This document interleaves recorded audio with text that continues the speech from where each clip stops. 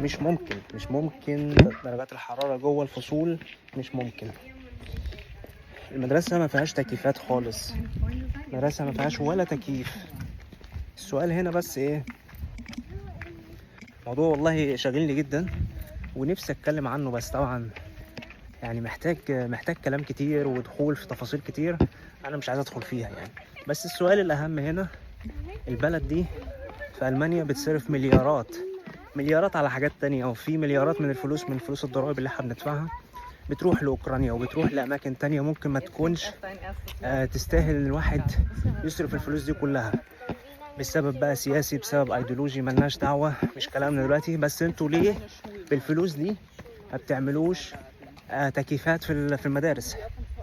يعني الواحد قعد 5 دقايق، اقسم بالله 5 دقايق او 10 دقايق عشان ما بقاش ابالغ، مش ممكن يعني.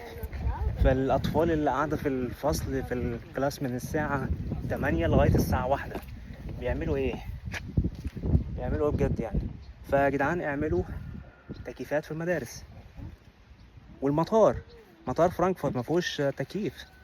يعني لما نزلنا اخر مره في مطار فرانكفورت مفيش تكييفات خالص، واقفين منتظرين الشنط. حاجه صعبه قوي يعني. فخلوا جزء صغير من الفلوس اللي بتروح لاوكرانيا ممكن نحطها في مدارس، ونبدا نحط تكييفات في المدارس ويبقى مشروع قومي يعني. مش لازم المطار يا عم، بس المدارس عشان الاطفال. بس مش قادر، عمال اعرق بطريقه بشعه يعني والله. صح. شغل التكييف بقى على السريع كده عشان ايه؟ مش ممكن. هاي ايه؟ هاي بي هاي واي. خلاص مش ممكن.